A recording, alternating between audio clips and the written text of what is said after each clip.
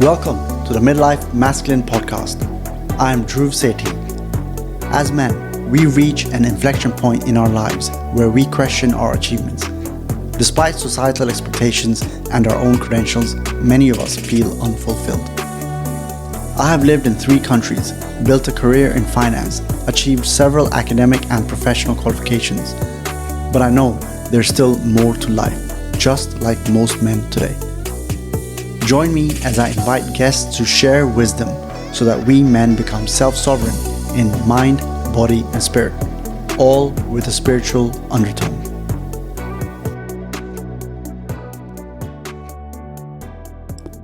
Welcome to another episode of the Midlife Masculine Podcast. My guest today is Stavros Spyrou.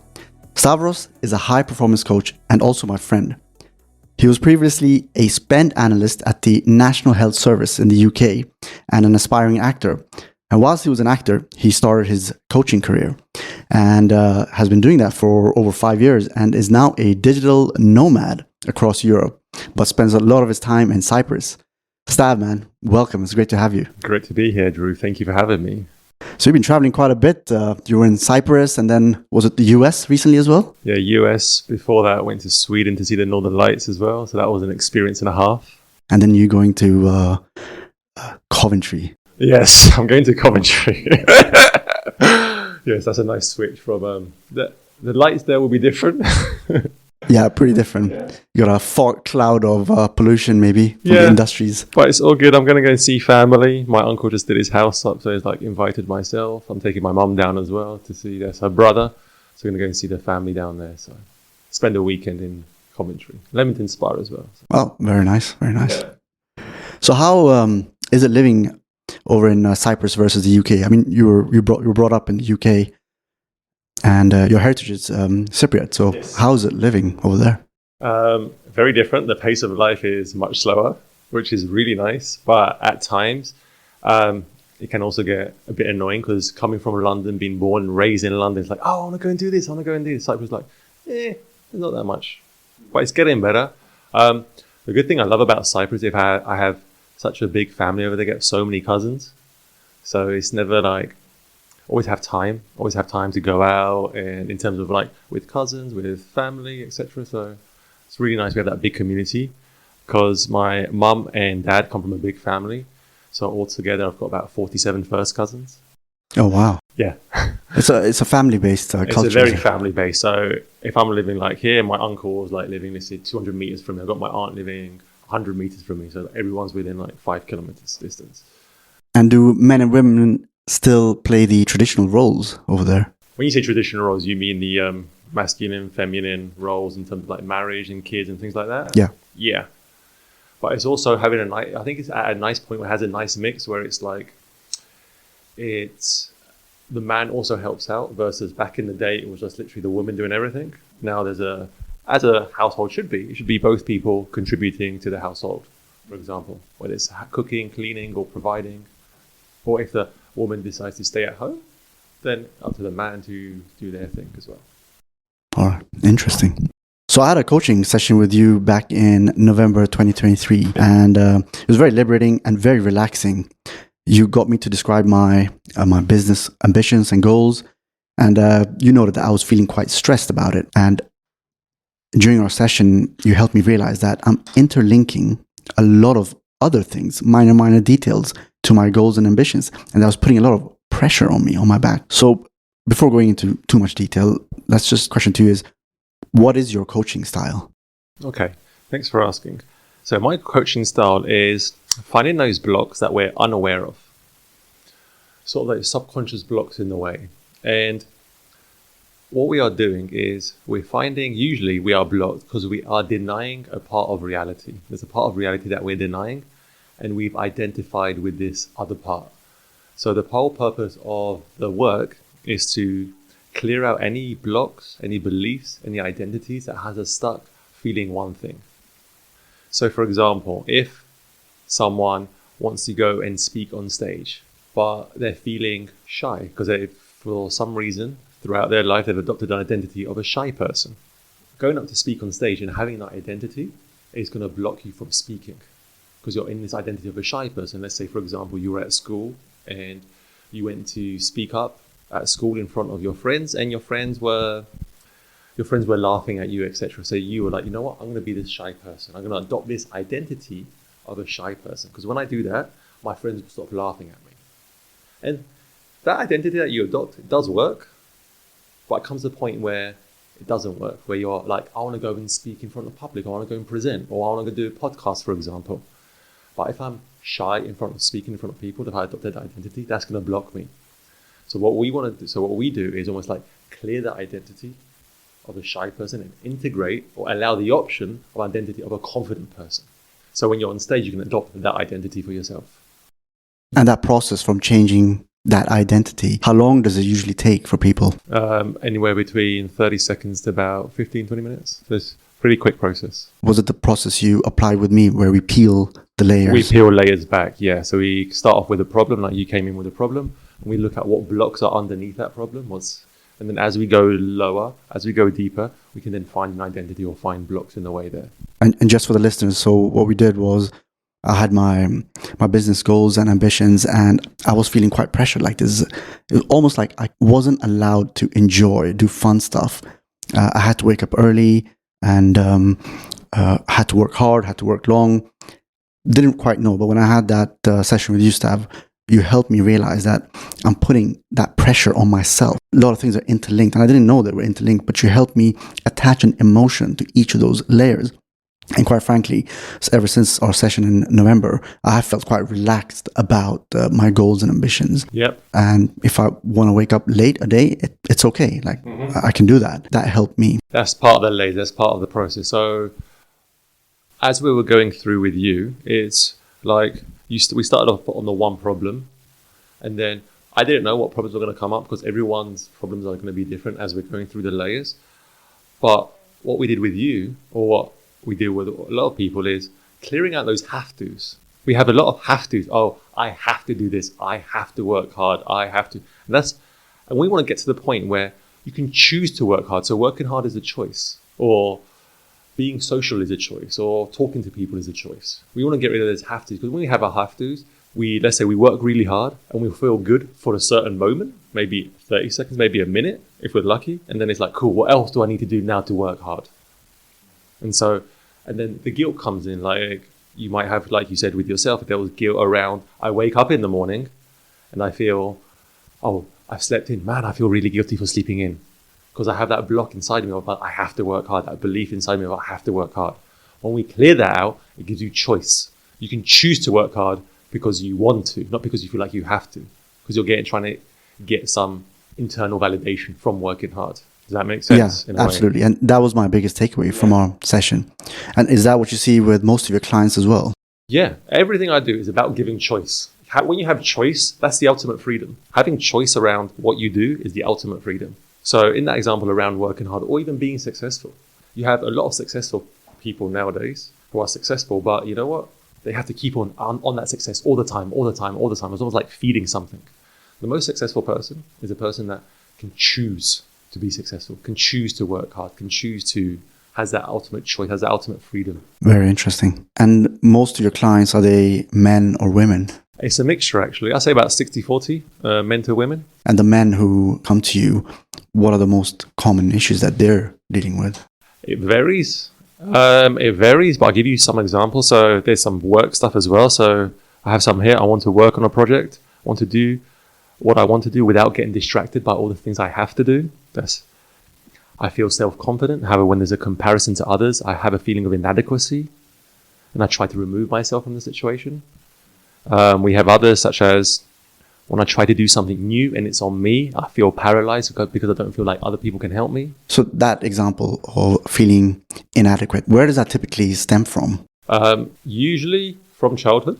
So you weren't allowed to speak out, you're not allowed to speak up, or this is an example I sometimes give. Let's say, as a young kid, let's say there's two children. One is really loud and making a lot of noise, etc., and the other one is really quiet. Parents, through no fault of their own, by default, they'll pay attention to the one that's really loud, either to get them to calm down or to relax, etc. But the one who's being quiet, parents are like, oh, it's such a great kid. They're being really quiet. They don't need anything. the typical, oh, they're so well behaved. So that's an area where it can come from. So where the attention is not paid just because they're doing what they should be doing.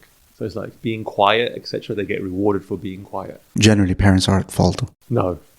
I'm joking, by the way. If my parents are listening, they're not at fault. I know, but I just had to put that out there because always come from the fact that parents do the best job they can with the resources they have, with the tools they have. Because if they could have done better, then they would have done better. But even parents, like ourselves, we have our own blocks, our own beliefs, our own challenges in the way. And I've worked with clients who have had really difficult childhoods, and they can then, throughout processes, some can see their parents through a lens of like, not it was okay what it was done, what happened to them, but through an area of like compassion, saw them as like fellow human beings with their stuff in the way. So yeah. So part of your training or coaching style is that forgiving parents or whichever adults were present in their lives during childhood, like when you say compassion, forgiving is... Yeah, but that might come out naturally. It's not something I go and chase for a client to do. That might just come up naturally through our work. Because some people are there, some people aren't, and wherever someone is, that's okay. We're not... Because when I'm working with a client, like my old work used to be a lot of like, let's look at your childhood, etc. But now I want to look at what's the problem right in front. And if childhood stuff comes up, great. If it doesn't, also great. Like when I was working with you, no childhood stuff came up. We're just looking at what was the problem, what was there, what was coming up for you. My parents did well then. Fantastic. No, good stuff. So just going back to, you were an aspiring actor at one point. And so what led you to leave that and seek a career as a high performance coach? Well, while I was doing the acting, there was a lot of like, we were practicing a lot of auditions, and regardless of how many times I would do an audition, or even as we were practicing auditions or doing like real life audition, I would always get nervous. So I was like, why am I still getting nervous? And like, I've done this like hundreds of times. Why is this still happening? And so I found like a few modalities, did like a few things on myself, like, ooh, I like these results. Let's go and dig deeper. And in around 2014, early 2015, when I went to Scotland to do a little bit more acting training, as I was doing the acting training on the side, I was actually doing more of this high performance stuff, this learning modalities, learning about beliefs, about identities, around blocks, around how people work, how they function, confidence things. And interestingly, I was like, I'm going up here for acting, but a lot of my money was spent on how to learn to do this. So yeah. So it was, going back to your question, it was around, I have a thing of things have to be easy, or that was one of my blocks I had, of things have to be easy, which sort of served me up to a point. And also, there was laziness coming in from me. I had laziness. So I wanted to find something that works quickly. So my laziness actually worked for me in a way. It's like the sort of like cheaty way to feel better, to get better, or to, as opposed to doing years and years and years and years and years and years of therapy or whatever you do. Yeah, I've been told as well that sometimes laziness can be helpful because it sort of spurs you to find a quicker way. Yeah. A short. Yep. So it sort of helped me. The identity of being a lazy person helped me. But obviously, it doesn't work in some areas. And that's the point of clearing out identities, is that, or bringing the identity of a confident person, is you want to have that option available to you. Before we hit record, you said as well, when you were an aspiring actor, one reason why you went into it was to work on your confidence. So how did you overcome that confidence? Yeah, no, it was while I was in the performance coaching training, because I was doing the acting for about 5 years or so. And I started this training, I started it around the 4 year and a half, around into the 4th year of doing the acting. And I noticed before that, I was still getting nervous. But then after that, I was like, oh, okay, now I'm not getting nervous anymore. Wait, auditions are so much easier now. Wait, but then I thought, you know what? I like the results of this as opposed to the acting. Yeah, the acting was almost like a lead in to find this. Interesting. It's interesting how we start something, but midway we decide, we change our course and we really find what we truly like. But I want to dig a bit deeper into the acting, and there's a reason for that. Because a lot of my listeners are midlife men, working professionals, have to hold presentations, or they have to present something, whether in a presentation format or otherwise, in order to grow their careers. Yeah. So to get rid of that shyness or nervousness about presenting, what advice can you give them?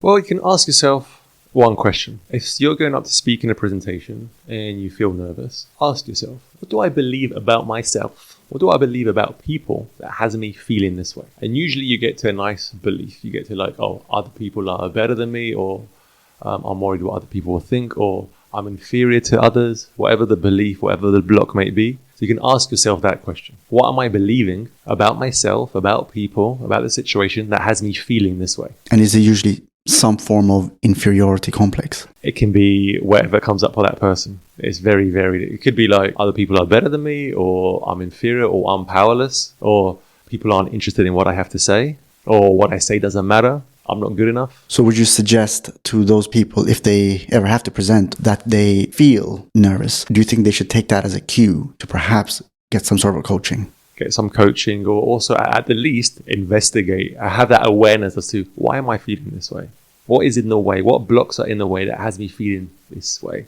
And it cannot be in a presentation. It could be when I'm doing work and I'm procrastinating around something. Wait, why am I procrastinating around this piece of work? What is it about me that I'm procrastinating? Oh, you know what? I need to do things perfectly. That's quite a common one. If I need to do things perfectly, then I'm probably going to procrastinate on starting, because perfectionism and procrastination are cousins. They're very similar. Very interesting. And in that same vein, we see now in London, especially, and big cities, more and more men and women are single in their late 30s, 40s. And because this podcast is primarily for midlife men, those midlife men who are single, who are perhaps nervous, not really dating or approaching women, what typical problems do you think they're facing? With them, so if you're trying to approach women, there's usually like, women make all the decisions. That's a nice belief to have. Or women have all the power. That's quite a good one. There's usually like a sort of power struggle coming up. So it's putting women or relating to women on a regular emotional level, on a regular level, like speaking like you would speak to a friend. Because you feel like because a lot of men, I've noticed, like feel very comfortable speaking to friends, but when it comes to women, they just freeze up. Yeah, I've seen that with some friends. Yeah. So it's like, what's the difference?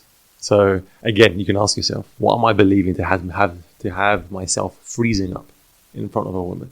Have you had clients who've come with romance issues? There have been a couple, yes. No, not a lot, but there have been a couple that have come with like trying to get out there and dating and having those blocks in the way of dating. And it usually leads back to, there's some childhood stuff there, but there might even be some traumas there from like previous relationships, some thinking about sex and how sex should be or how I should be, especially if you get stuck in looking at pornography and how that can actually warp the mind and how that can actually change your brain and things like that when you get. So there's that issue as well. Yeah, I've read about that. It skews what a relationship should be like. Yeah. And what is your suggestion on that to men if they're watching porn? Limit it if you can. Drop it down to like, because porn, like anything else, is an addiction. And if you can, limit it. Because when you limit watching your porn, or you can get that, if you can get down to not watching it and really just, because when you're watching porn, it's not like you're trying to do it to feel good or to feel better, but it's a dopamine hit. And in a sense where it's almost like if you start watching it out in the first place, I'd only look at a photo, for example. Someone would only look at a photo. And then it gets deeper and deeper and deeper because you can try and get a bigger dopamine hit. I'd say go and do stuff that gives you a natural dopamine hit. Let's say going for a walk on a beautiful day like this. Yes, there's clouds out, but it's a beautiful day.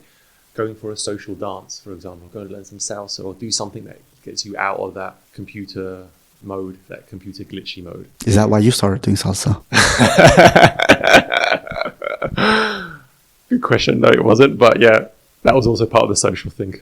Yeah, so you want to do stuff that gives you like a natural dopamine hit. Like exercise is a great one because you just came back from your workout. I'm guessing you feel really great having done that workout. Absolutely. Yeah, natural dopamine. Yeah, because we human beings are born to move. We're born to eat good food. Yeah. So join a group, have some friends, join a group, or if you don't have any friends, find a group, find a meetup group. There's in a city like London, there's so many things to do. Like on a Saturday, I can think of like 50 odd events to do right now. London is pretty special that way. Yeah. But dating in London as well is a bit tricky for both men and women. I think women are high achievers now, and the more they achieve, the pool of men that they're attracted to becomes smaller and smaller. So typically women want men who earn at least as much as them or more. But as they're growing their careers, that pool of men is just becoming smaller. Is that your belief?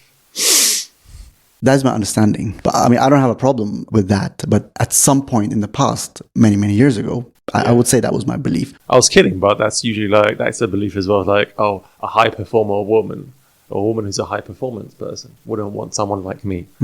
Interesting. So that's worth looking at as well, as if you have that block in there as well. Another session then. Yeah, but that's almost like some of the, like you just said, some of these blocks, these beliefs, when you get pretty good at it, you can catch it in your speech, in your language patterns. Because there's also blocks and beliefs that are social conditionings. So, for example, when I first started, clients would be going through like great changes, and they'd almost like deny the changes as well, even though we have them like write their shifts, write what they've noticed from one day to the next, and they'll be denying these changes because there's a social thing that's going around, or that has gone around, that change has to be difficult, that change has to be hard, that change has to take a long time. And so when I started clearing those blocks out, people were just up leveling so much faster, so much quicker. So you didn't have that thing in their way of, oh, you know what? I need to work hard at this change for this change to stick. Yeah, I can relate to that because some years ago, just to finish my point, I think some years ago, I would think that, women are high achievers. They want men, therefore, who achieve at least twice as much as them. But then as I grew older, I discovered that it doesn't necessarily have to be the case. My observation was that it doesn't need to be that way. But regardless, there is a difficulty between men and women in a city like London to really meet and have a long-term relationship.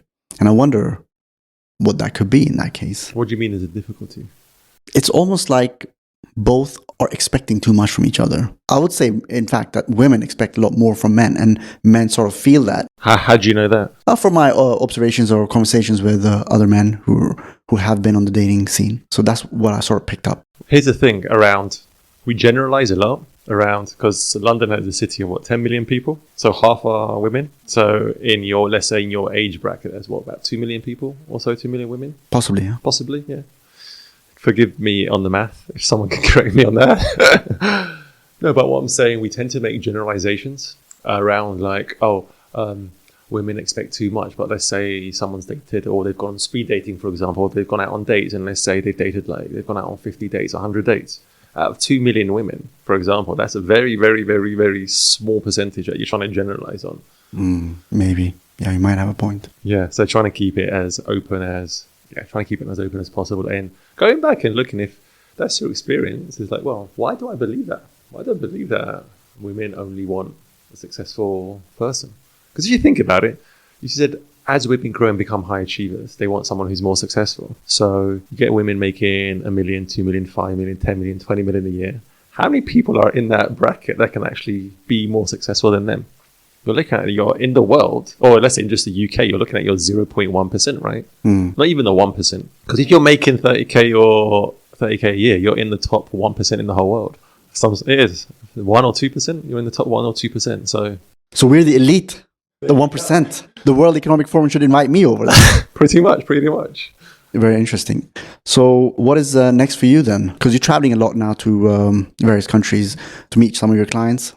Yes, I'm traveling around countries. I was just last week in Denver, where we did an intensive. So me and some other people in my field, we did about 15 of us, did an intensive of 3 days of working with clients in a space in Colorado. So it was really good fun. So made some rapid change there. So it was really good fun. So doing that, going over to Holland next week to do some training, to do some body training actually. So as I clear out stuff in the body, in the mind very quickly and easily, I'm going to go and do some training I've had some experience of it, so I'm going to do some training of how to clear muscle pain and joint pain really easily as well. Another thing I wanted to ask you about was early last year we were speaking about psychedelics. So in your line of work, to what extent can psychedelics help? In what sense? Like to clear blockages, traumas, to then become the best version. Psychedelics can help, but I think you need the guidance with it. Because I think it might have been Gabor Mate, who initially, this was about 10 years ago, he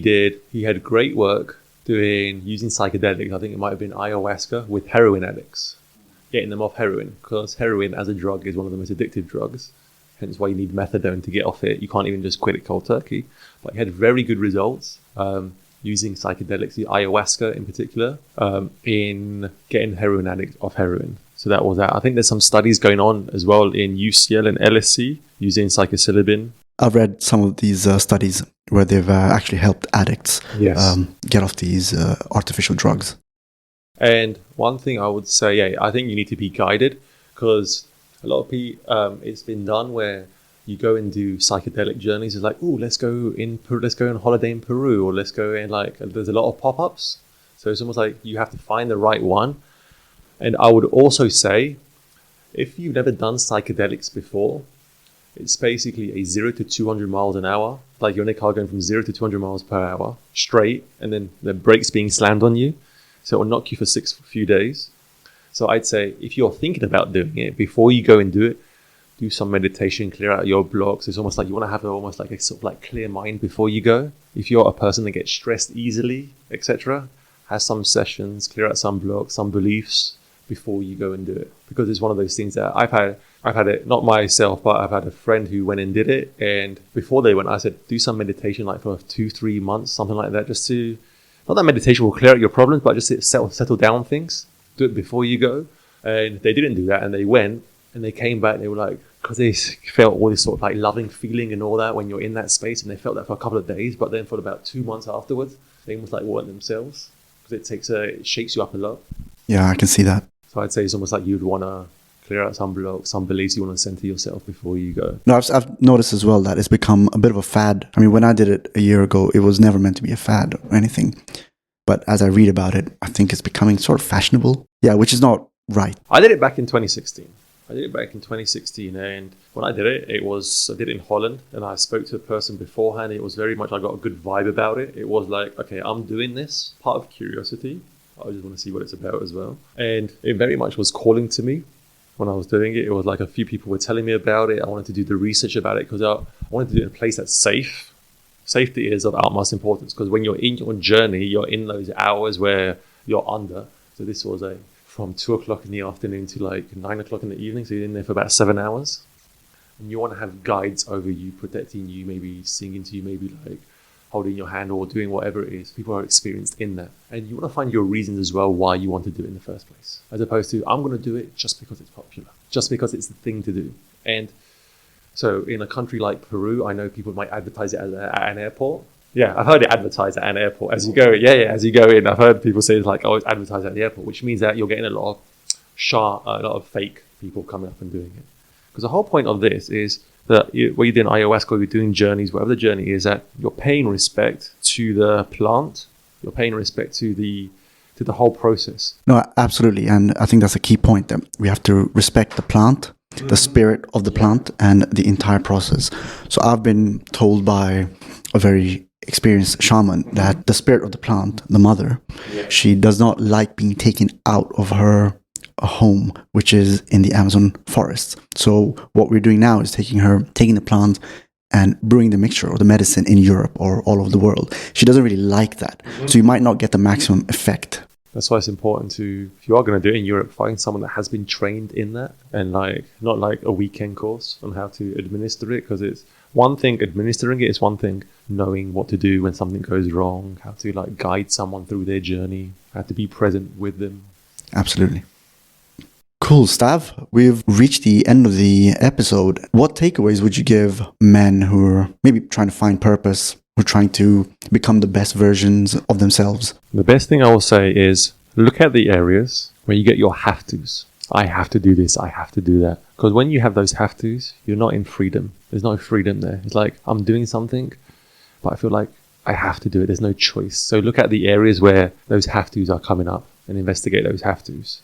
Like, why do I feel like, in your example, why do I feel I have to work, as opposed to when I choose to work, I get so much freedom? And not in a choose and not choose in a sense where it's like, oh, I've made like $1 billion and now I can relax. Because believe it or not, I work with 7 and 8 figure clients, and they've made 10, 20, $100 million a year, and they still had those have-tos. Oh man, I'll be happy when I get to that point. I'll be happy when I make 200 million or 500 million, because you can't get enough of what you didn't want in the first place. Yeah, I can totally relate to that.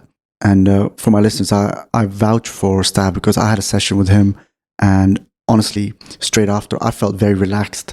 And since November last year, I haven't felt the same pressure. I mean, there's pressure coming from within me, but not negative pressure. Because now you have choice. You can choose to like, because like before you would say I'd wake up in the morning, I'd wake up late, and I feel guilty for waking up late. And because I feel guilty for waking up late, that might even send me into a spiral of like, oh, well, my day's wasted or whatever, or I need to cram so much more stuff in. Absolutely. Well, thanks for that, Stav. And where can people find you?